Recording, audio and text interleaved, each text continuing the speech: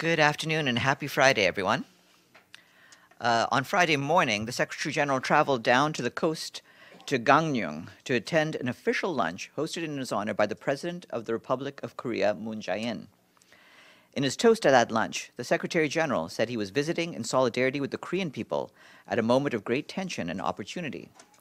The Secretary General added that the courageous initiatives of the Republic of Korea's government in relation to inter-Korean relations have the full support of the United Nations.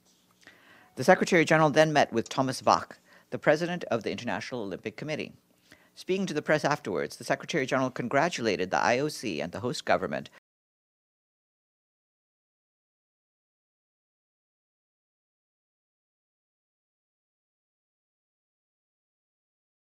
heading to the dinner offered by the President of Korea for the heads of delegations. The Secretary General met with Han Zheng, member of the Standing Committee of the Political Bureau of the Central Committee of the Communist Party of China and special representative of President Xi Jinping. The Secretary General then attended the opening ceremonies of the Olympic Games. At the conclusion of the ceremony, the Secretary General returned by train to Seoul. He will leave early Saturday morning for New York. And also related to the Olympics, Kenya's first Olympic alpine skier, Sabrina Wanjiku Samadher, has been designated the first mountain hero by the UN Environment Program. 19-year-old Sabrina will help UNEP draw attention to emerging environmental issues in mountain regions such as climate change, waste, and loss of biodiversity. She will also be lending her support to the United Nations Wild for Life campaign, which aims to end the illegal wildlife trade. Her kindred species is, fittingly, the snow leopard. The High Commissioner for Human Rights, Zeid Ra'ad Al Hussein, today called on the government of Papua New Guinea to take firm measures to combat corruption, build good governance, and strengthen the rule of law, particularly in holding businesses accountable for the human rights impacts of their activities. During a day-long visit to the country, the High Commissioner met with Prime Minister Peter O'Neill, as well as the Chief Justice, Speaker of Parliament, and civil society representatives. He said that while there are exemplary laws and policies in place to protect human rights in the country, they're reportedly often not enforced. Our humanitarian colleagues tell us today that in 2017 alone, more than 2 million people were displaced in the Democratic Republic of the Congo, double the total number of internally displaced people in 2016. That means that on average, 50 Congolese families were forced to flee their homes every hour in 2017. The number of internally displaced people in the country has risen to 4.5 million people, over 60% of whom are children. This is the largest population of internally displaced people in Africa. In 2018, humanitarians required $1.68 billion for the DRC, but to date, only 3% of the funding has been received. UNHCR, the UN Refugee Agency, is alarmed at the upsurge in violence across Yemen, which is resulting in increased displacement from various front lines. According to UNHCR and partner data, more than 85,000 people have been displaced countrywide since the 1st of December 2017. Yemen's west coast continues to be the highest source of new displacement, with some 61,000 people originating from Hodeidah and Taiz governorates. Current military escalations on the west coast are leading to hundreds of people having to flee their homes on a daily basis. UNHCR is particularly concerned for those that remain in areas close to hostilities in Taiz and Hodeidah. As a result of prolonged fighting in those two governorates, conditions continue to rapidly deteriorate, exposing people to violence and disease without basic services. For 2018, UNHCR is appealing for nearly $200 million to respond to critical and prioritized humanitarian needs, but is starting the year with just 3% of funding available. UNHCR reiterates its call to the international community to commit funds to the Yemen humanitarian response. In Greece, the UN Refugee Agency today said it is very concerned by reports from asylum seekers of sexual harassment and violence in substandard reception centers on the country's islands, despite government measures to address overcrowding and dire living conditions. According to UNHCR, thousands of refugees continue to stay in overcrowded shelters with inadequate security. In some of these reception centers, bathrooms and latrines are no-go zones after dark for unaccompanied women and children. One woman told the agency she had not showered in 2 months for fear of being assaulted.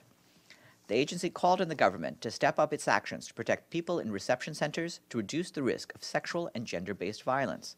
More information on UNHCR's site. The World Food Programme is warning today that the twin scourges of another prolonged dry spell and an invasive crop-eating worm are set to sharply curtail harvests across southern Africa, driving millions of people, most of them children, into severe hunger. The warning follows an alert by regional food security experts that erratic rainfall, high temperatures, and persistent fall army worm infestation are likely to have far-reaching consequences on access to adequate food and nutrition over the next 12 to 15 months. Botswana, Malawi, Mozambique, Zimbabwe, Madagascar, Zambia, and South Africa are the worst affected countries. Big thanks today to Austria and China. Both member states have paid their full regular budget dues for 2018. The honor roll now totals 47. And Monday is the International Day Against the Use of Child Soldiers. We will have as noon briefing guests Dr. Siobhan O'Neill, Project Manager of the United Nations University's Children and Extreme Violence Project, along with researchers Bukari Sangare and Mara Refkin. They will brief you on the launch of the report entitled Cradled by Conflict, Child Involvement with Armed Groups in Contemporary Conflict. And that is what I have from you. Yes, Michelle. Thanks, Farhan. I have a question on Myanmar, but I just had a follow-up on the SG's visit to South Korea. Did he meet at all with any members of the North Korean delegation or interact with the president or the sister of Kim Jong-un at the Heads of State dinner? Yes, the Secretary General did meet with Kim Yong-nam. They were together in the Presidium as they had the Olympic ceremonies and the dinner hosted by President Moon Jae-in. And so he did have a brief exchange with President Kim, in which he once more reiterated, as he has done several times to you as well, his expectation and hope that all parties will use dialogue to achieve the peaceful denuclearization of the Korean Peninsula. Yes. Oh, sorry. Yes. Yeah, sorry, I just had another question on Myanmar. Reuters has reported that in September last year, Buddhist villagers and Myanmar troops were responsible for killing 10 Rohingya men and then burying them all in the same grave. And it was during the reporting of this story that the two Reuters reporters were arrested. Does the SG have any comment on this story and its findings? Yes, we're aware of this latest report, the details of which are very alarming. And this once more attests to the need for a full and thorough investigation by the authorities of all violence in Rakhine State and attacks on the various communities there. And of course, the Secretary General, as you know, has called for the release of the two detained journalists, and we continue to press for that. Yes, Mushfiq al-Fazi. Thank you, Mr. Farhan. Do you have any update on Bangladesh situation? As you said yesterday that you are closely monitoring the situation, particularly verdict of the former Prime Minister and leader of the opposition, Begum Khaleda Zia. Yes, and we're continuing to monitor the situation on the ground. As you're aware, we did appeal for calm, and we expressed our concern in the violence, and we continue to do so. Beyond that, all I can say is that our political colleagues are studying the situation, and if we have anything more to say about that, we'll say that at that point. Just one follow-up, Mr. Farhan. 15 specific corruption case was filed against Bangladeshi current Prime Minister Sheikh Hasina in 2008. At that time, an RB-backed civilian government was in power. But Prime Minister has withdrawn her cases in abusing the power. Now the government has sent main opposition leader Begum Khaleda Zia in jail, who is struggling for democracy and voting rights for more than a decade. Does Secretary General aware of the imbalance and misrule of a member state like Bangladesh? Like I said, we're monitoring all the various developments. If we have anything further to say, I'll let you know. James? Further question on the Korean Peninsula and the meeting of the Secretary General. Does the Secretary General propose to have any other relevant political meetings with the South Koreans or North Koreans before he leaves? And were there any other meetings at any other level with the North Korean delegation. I know Mr. Feltman is there, and I know that Mr. Feltman's earlier trip to Pyongyang may well have been part of this opening. Are there any more? Were there any more meetings? And can you give us anything more looking forward? Has the UN set up any further process to meet the North Koreans? No, I don't have anything any further meetings with officials of the Democratic People's Republic of Korea to announce. At this stage, the Secretary General is back in Seoul, and in just a few hours from now, he'll be departing back for New York. So there's no further meetings with officials on a schedule for this particular trip. Abdelhamid? Thank you, Farhan. First, can you confirm that the Secretary General will be here on the 20th when President Abbas will address the Security Council? Will he attend this session of the Security Council if he's here? To be honest, the 20th is so many days away that I can't make any guarantees of what will happen. At this stage, we'll take it as it comes, and we'll see what happens with that. My second question, Farhan, there's over 1,000 Palestinians had been arrested since December 6. About 25 Palestinians were killed, including 3 last week. However, there is no statement on any of these killings, including there are at least 4 children among the killed. Why there is no statement when a child is murdered? We are concerned about all violence and the deaths of all children. In this case, as you're aware, we do periodically brief the Security Council on all of the developments, and we've continued to be concerned about violence and about arrests, where in the case of arrest, we want to make sure that due process is followed and people are either duly charged or else let go. But in any case, Nikolai Mladenov and the officials that we have on the ground in the Middle East will continue to keep the Security Council apprised of all developments. Masood? Yeah, Farhan, about this Egypt, I mean, and there have been so many arrests and incarcerations, and that Mr. Sisi is left all alone as a contender to the Egyptian presidency. Do you have any figures of arrests and as to what is happening to them now? Well, we're trying to get as reliable information as we can. I don't have any first-hand information on the rest to share with you. Edie? And the only thing that I wanted to ask, well, I've been asking that question about the incarceration of Palestinian children in Israeli jails. And the last figure that I know was 400 and something in Israel. Has that been updated? Has that been changed? No.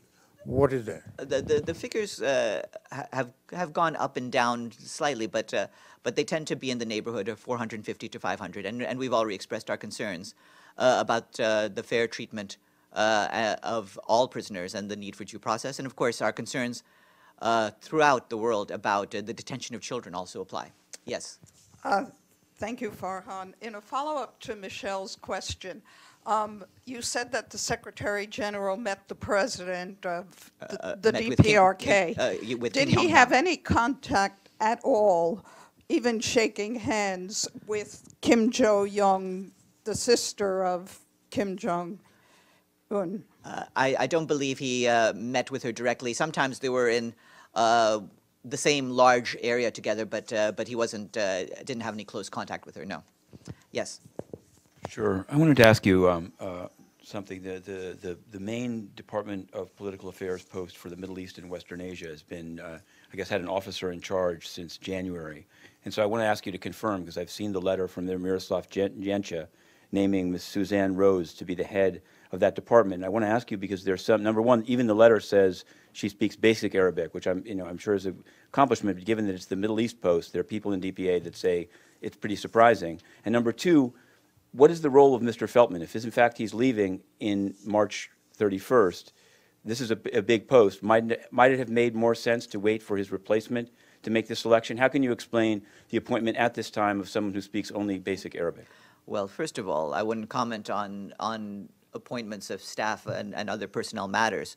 This is basically a question where as you know, for all of such posts, they go through a competitive hiring process, and once the result of that is achieved, people name posts. But I guess I'm saying it's an important post. I don't think you dispute that. And my question is, since the letter by Miroslav Yencha today to staff says she speaks only basic Arabic, what were the other candidates? Did they? It seems like that would be a basic requirement to cover the Middle East for the UN. Ultimately. No?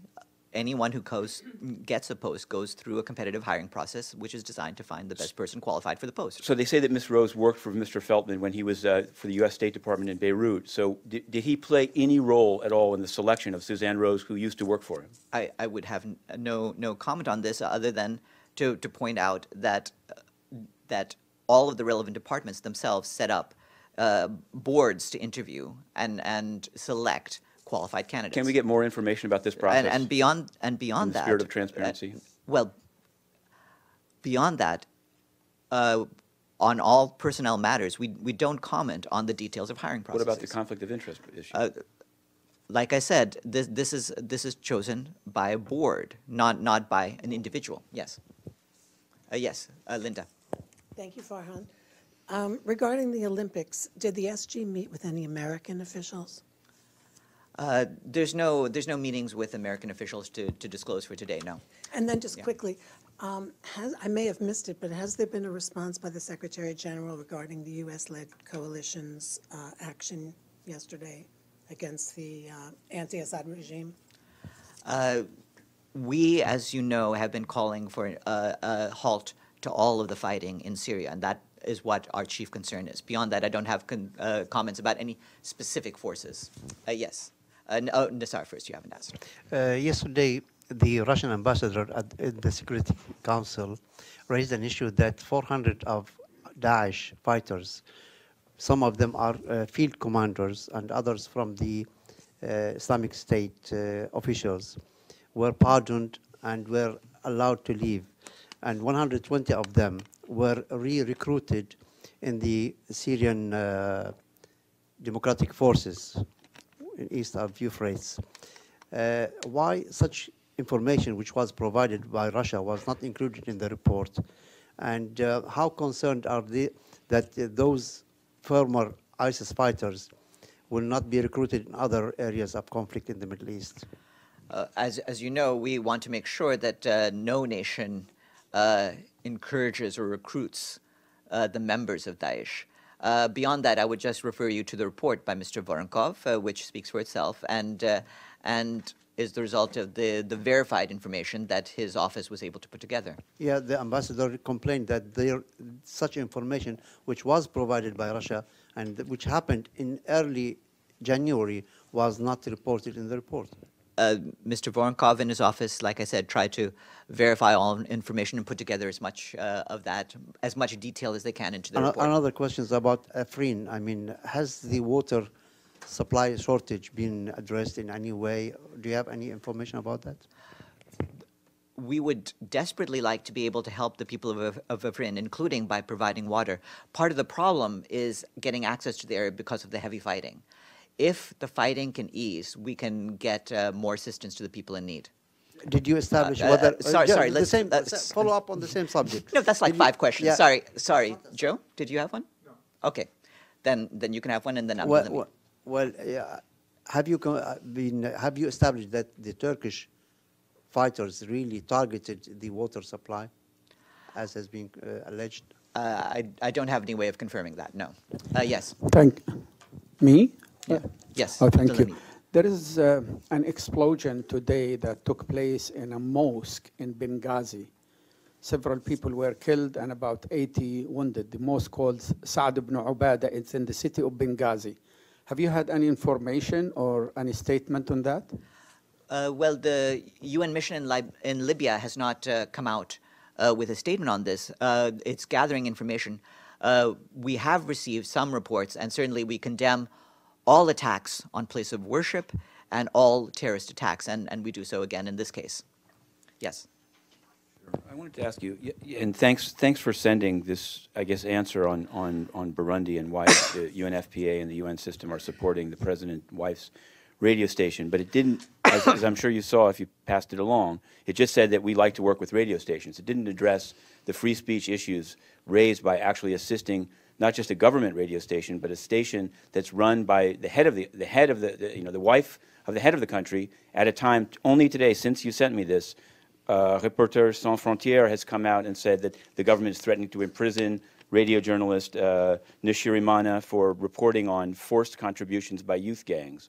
So it didn't, I mean, I guess maybe you can do it. Maybe, I guess they cooked this one up, but what is the UN's, how can it claim, as it does, that it supports freedom of the press when the assistance to radio it's giving in Burundi is to a government radio station run by an enemy of the free press described by press freedom groups? The language that the UN Population Fund gave you is that they support a number of radio stations, not simply one. And beyond that, you should probably contact our colleagues in UNFPA. I've given you the information that they Did this issue come up with the Deputy Secretary General yesterday?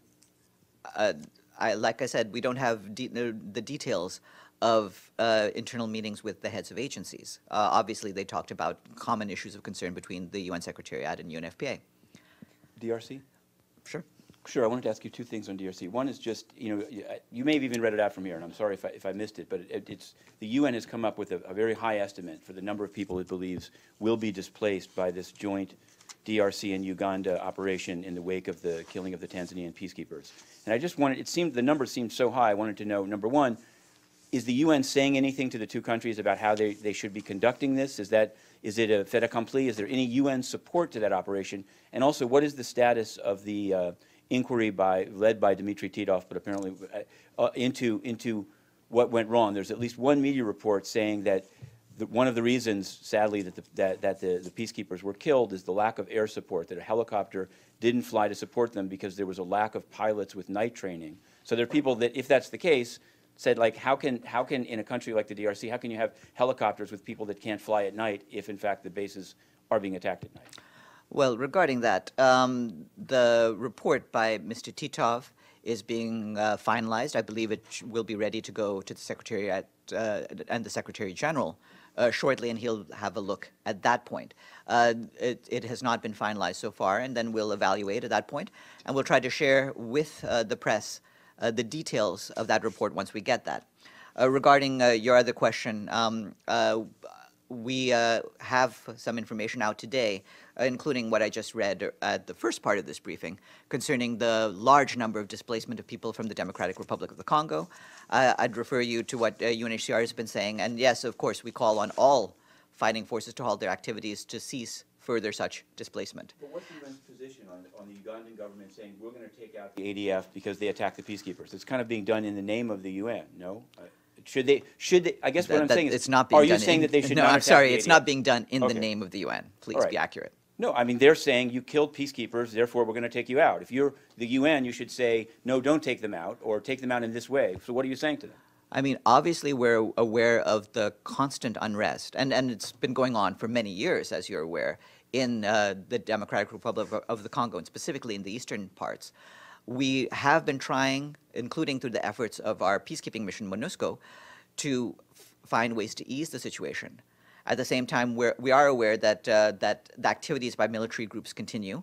That must be brought to a halt, but we are trying to deal with the situation. And part of what I've been saying, including at the top of this briefing, was the need to fully fund our efforts to deal with the massive amount of displacement. But when Uganda was firing, because it came up in this room, they claimed to have killed 100 ADF fighters. This was about a month ago, maybe 5 weeks ago. They claimed that they did it without crossing the border, but the people that were killed were at least 100 kilometers inside the border.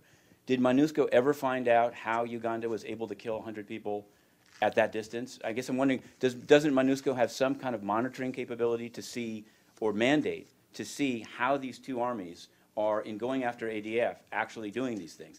I'm just saying the UN is more involved than just issuing press releases about displacement, since it was the attack on the UN that's used as the pretext or as the triggering of these two military actions. The fact that an attack on peacekeepers is used by different parties to explain their actions does not make it a UN operation or something that involves the United Nations. Our operations are done by the United Nations. Have a good weekend, everyone.